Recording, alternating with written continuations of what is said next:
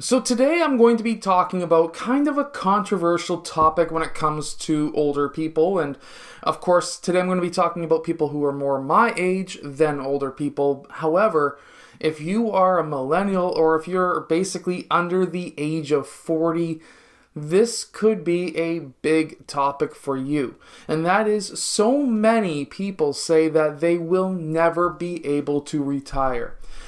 Because let's face it, we're working a day job. We're working maybe a $15 an hour, $20 an hour, or if you're lucky, $25 or $30 an hour job. And yet we end up at the end of the day with very little money. And we look at that and we say, man, I got no savings. I got no nothing. How am I ever going to retire? Well, first off, I really want you to take a step back and not be so scared about that topic. Number one, yes, it's scary, and we've all been there. We've all looked at our bank accounts and said, oh my God, how am I ever going to retire? I was thinking that when I was like 22, 23, that kind of thing. I'm 31 now. However, when we start looking at it and take a step back, what are some of the things that we can change? Try to do this on your own really quickly. How many times did we go out last month and buy fast food? How many times did we go out and buy coffee? And how many times did we buy something that we didn't need? Now that last one is actually very, very important. If you can go back on your credit card statement, let's say 3 months from now, and you go back and say, I don't remember spending that. What did I buy? What did I buy? I don't remember. Guess what? Unless it was food, you probably didn't need it. And when we go through a store, stores are designed, I used to work in one. Stores are designed to make you want to buy something. So for example, next time you go into a Best Buy or a Walmart or anything, and you look around really quickly, what are some of the things that jump out to your eye that says, I need that, or I want that? Usually it's going to be a bright color. Usually there's going to be a face on the cover. For example, if you walk past an Epson printer end cap or an Epson printer display, you're going to see a face. That face is going to be Shaq. And that's a known face that catches your eye. You, especially if you're a basketball person like myself, you probably automatically think, I need that. What is Shaq trying to sell me? And right away, you're going to be having the mindset of, well, my old printer's kind of crap. I don't need it anymore. It's this. Don't listen to me, printer. Do not fail on me. But basically, what I'm saying is faces draw your attention. You've probably seen it on my thumbnails. Literally, the click-through rate is insane. And the color is another thing. The brighter the color, the better. Hence, the glow on the outside of people's faces on most of my thumbnails when I have time to do that. And those things will catch your eye and make you want to go to it, click on it, go buy it, things like that. And then, on top of it all, guess what? Now you're buying something that you didn't need, that you needed. Now you need it. And guess what? Now there's a salesperson who comes over, talks to you and says, oh yeah, I can do all of this, all of that, all of this. Does your printer do that right now? No. Well, you're going to need to do that. Well, guess what? How many times do we print off on a printer? This is just an example, but this is one of those things that just catches people's money, and they're money catchers. Think of Norton Antivirus, one of the most sold antiviruses in Best Buy. Guess what? The cover is yellow. The Norton Antivirus is a known name. That helps. But it's yellow. Versus an actual better antivirus like Bitdefender that's black and red. That doesn't get sold as much, but it's a better antivirus. So things like that, just those things will actually, if you take a step back, they will kind of make sense to you. Also, When you walk into a grocery store, what's at the back of the store? Milk. Why? Because most people buy milk. Milk and eggs are at the back. That makes you walk through the rest of the store to catch your attention on everything else. So, there's an example. So, what about coffees then? What about these darn coffees that people buy all the time? You can go to a Tim Hortons and spend, let's say, $1.75 on a coffee, or you can go to Starbucks and spend about $2.50 roughly, or $3 on a black coffee. I have a funny story about that, but I'm not going to tell that until later. However, that's like 15 cents worth of coffee, 20 cents worth of coffee. Why not just make it at home? Make it at home, take it with you, and there you go. There you have it. Or what about fast food, where you can get a burger and fries and a drink for like $12. In return, you could literally just buy like $10 worth of burger, use a quarter of it, which is now $2.50, and then that's healthier because it's not going to be in grease and you're going to be probably barbecuing it. And then you'll be also having a bun that's maybe, 40 cents. And then you're then looking at a drink, which is probably going to be water if you're healthier like myself, or maybe a beer that costs you $2 or $3.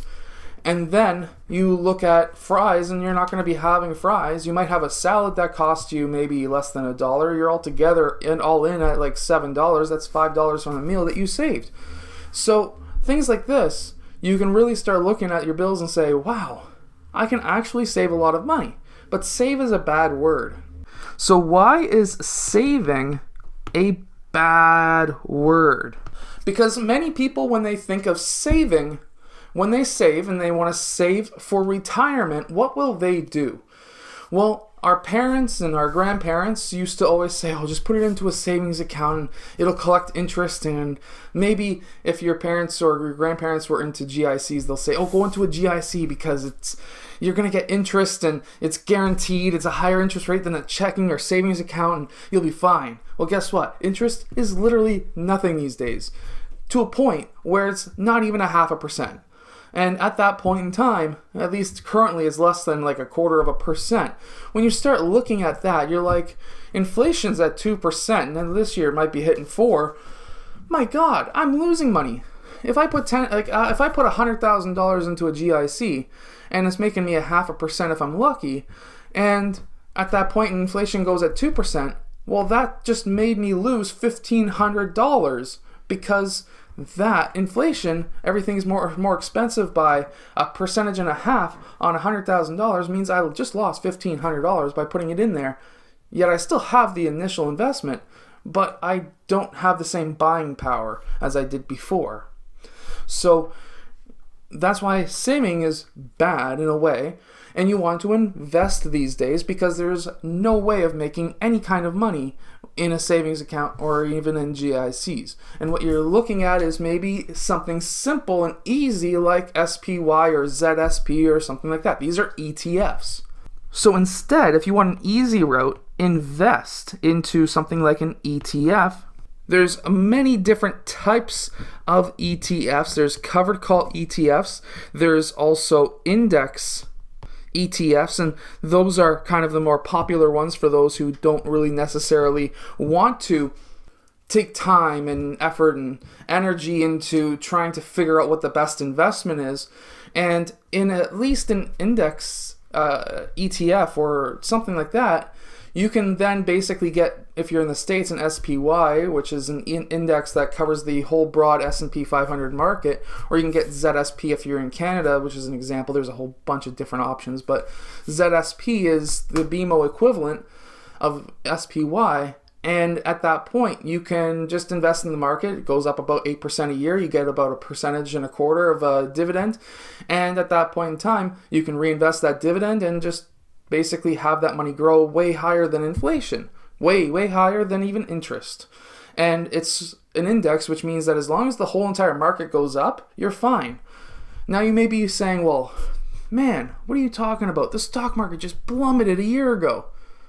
Well, actually, anytime the market goes down, it's a fantastic buying opportunity because now the market's down and it's going to go back up because it has been over the last 100 and something years.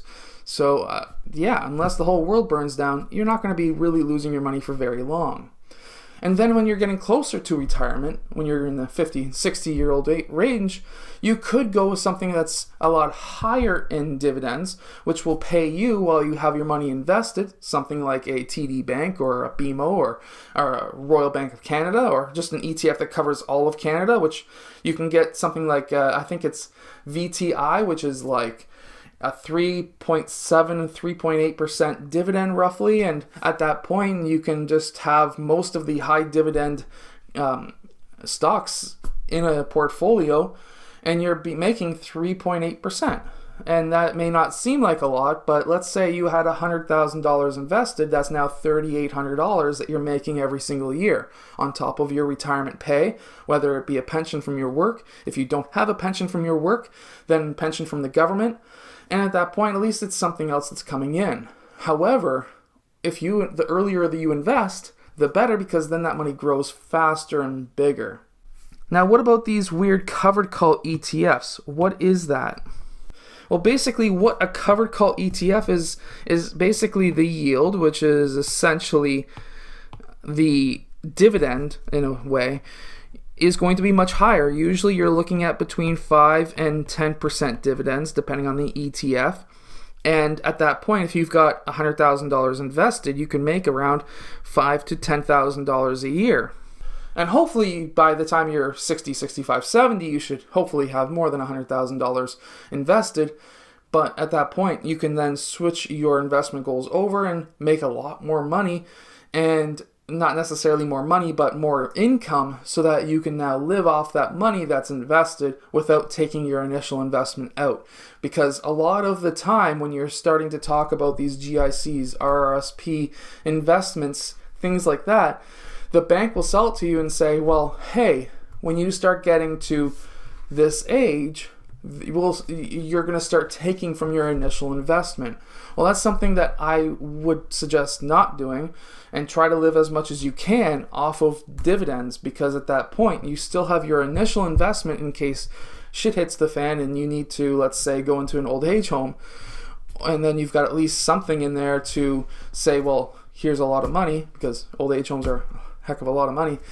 But at the same time, hopefully you also have a house that you could sell and things like that, where you'll just never have to touch your initial investment and just live off of dividends and use that money as essentially something that's working for you instead of you working, so that you can basically get paid to have fun, or at least deal with pain and stuff like that when you get old and not have to worry about bills.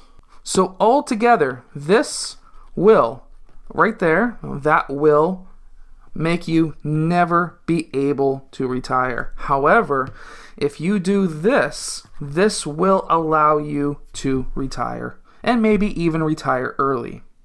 And then if you can, instead of working 2 jobs, what you could do is to try and start a side hustle. There's 1.5 trillion different side hustles you could do.